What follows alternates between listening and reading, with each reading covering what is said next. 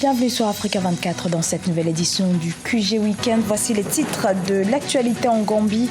Le président sortant Yaya Jammeh conteste toujours les résultats de l'élection présidentielle du 1er décembre. Je suis le président élu, rétorque Adama Barrow.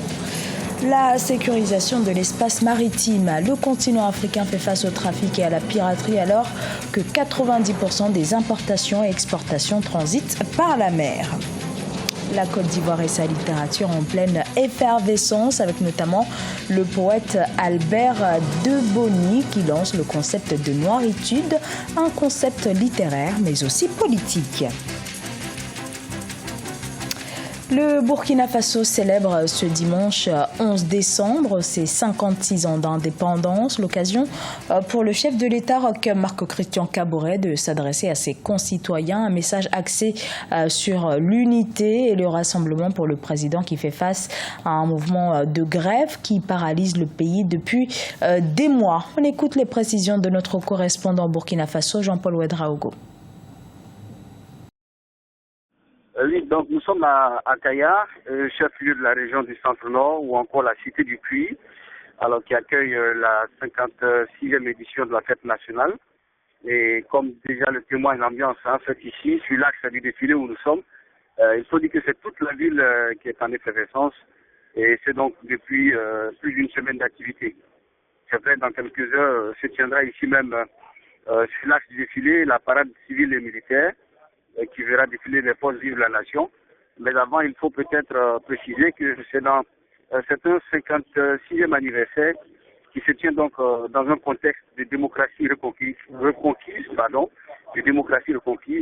pour emprunter l'expression au président du comité national d'organisation, le ministre d'État Simon Compaoré, quand on sait que le pays a traversé une longue série de crises qui ont conduit à l'insurrection populaire des 30 et 31 octobre 2014.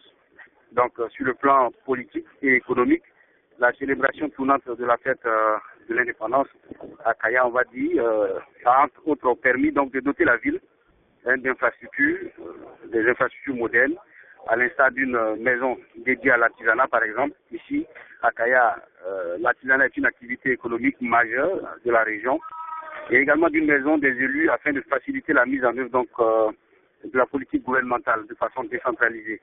Alors, donc, pour rappel, il faut dire que Kaya est une ville située à une centaine de kilomètres de Ouagadougou, la capitale, et à environ 1h30 de route.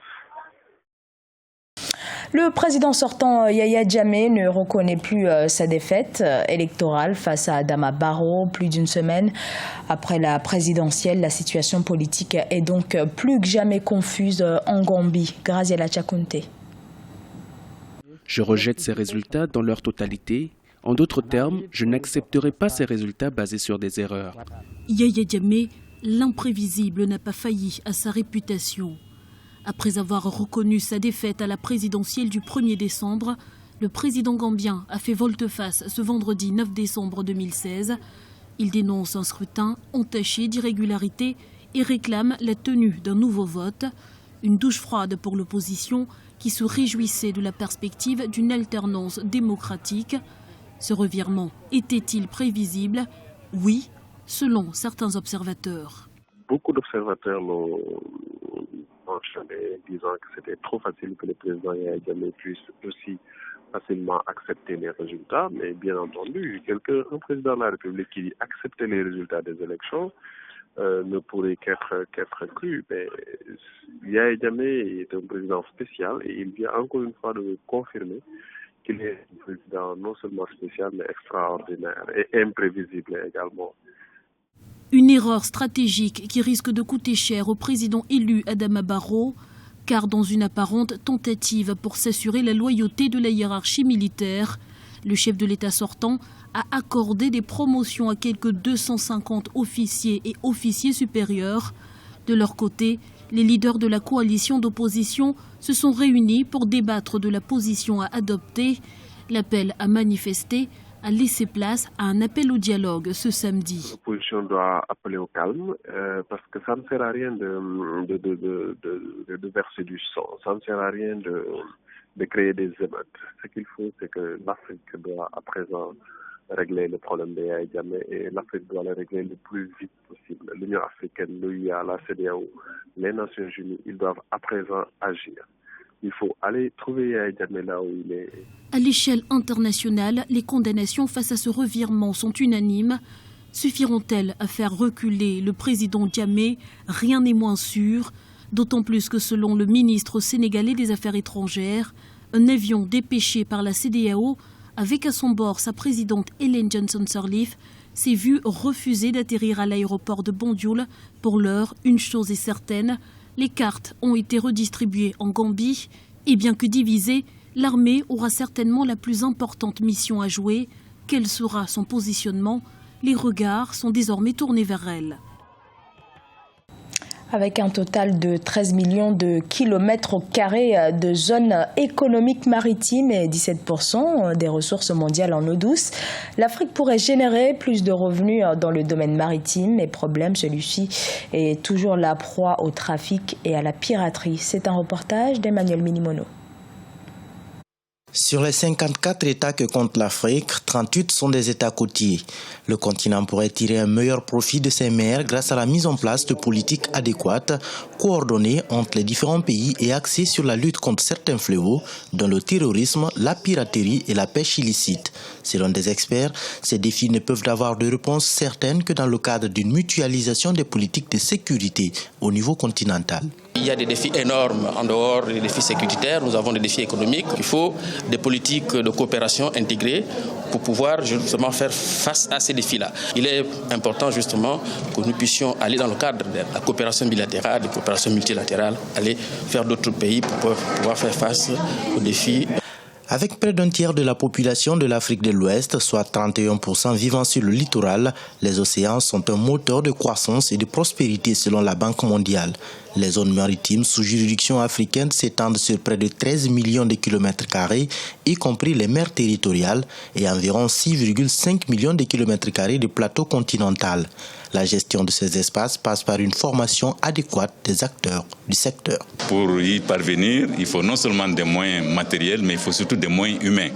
Il faut faire en sorte que dans un proche avenir, on dispose dans nos pays de compétences, de ressources humaines suffisamment bien outillées pour faire face aux nombreux métiers de la mer, qu'il s'agisse du domaine de l'économie maritime, des questions de navigation, des questions de sécurité, de sûreté maritime, etc.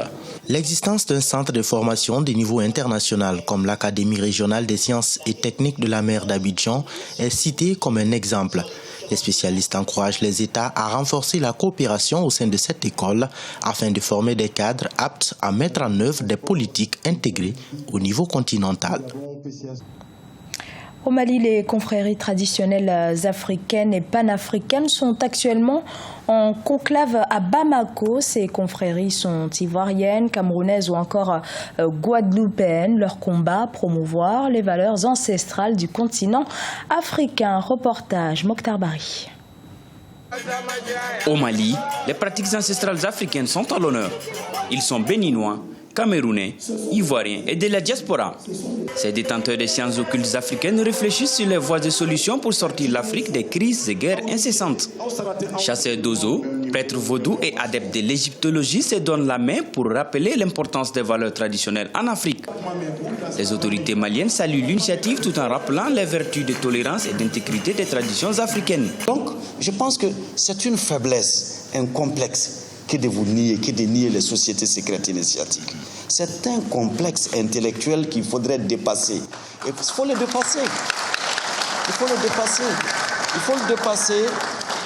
Et il faut le dire indéniablement que quel que soit, et là c'est un peu le propre d'ailleurs de l'homme noir, quel que soit ce que nous présentons en nous dans l'apparence, au très fond de nous, nous avions eu à faire recours au petit poulet, à faire recours au petit bouc noir, à faire recours au bœuf rouge, à faire recours. Ça, c'est indéniable. Cette rencontre s'inscrit dans une démarche de réconciliation avec les coutumes ancestrales. Une confédération a été mise en place et Kofi Azad du Bénin préside l'organisation dénommée Aquaba, avec pour siège le Bénin.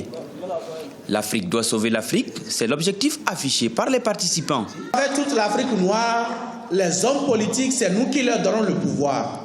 C'est nous qui leur permettons d'aller au sommet. Mais arrivé au sommet, ils ne nous écoutent plus. Maintenant, nous allons utiliser ce même pouvoir pour nous-mêmes hisser nos frères, nos sœurs qui sont en politique. Donc nous, on ne s'attaque à personne. On veut seulement que le monde entier sache que nous existons, que nous avons notre religion et qu'elle est antérieure en plus à toutes les autres religions.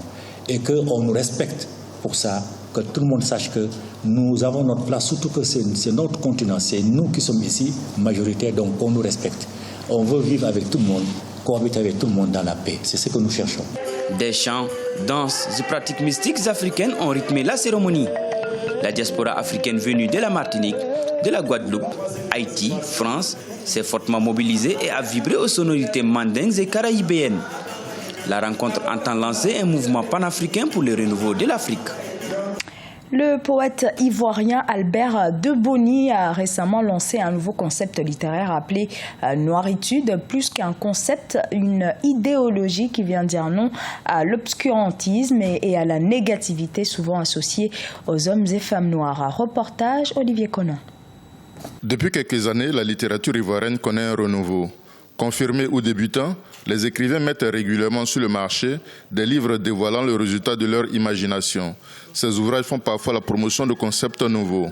À la suite de la négritude, Albert Debony, président de l'Association des jeunes écrivains de Côte d'Ivoire, a développé le concept de la noiritude. Après le combat des messagères, des Senghor et des Damas qui parlent de la négritude, nous voulons donner une identité à l'Afrique, à l'Africain, à se battre.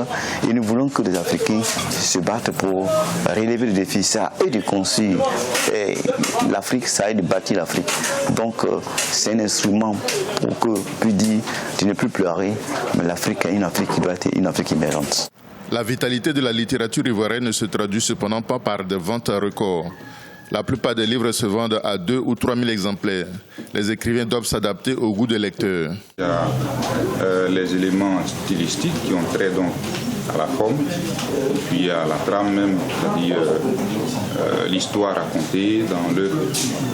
Donc ce sont les deux choses, mais en tant que littéraire, on accorde plus d'importance à la forme, alors que le public semble plutôt apprécier le fond.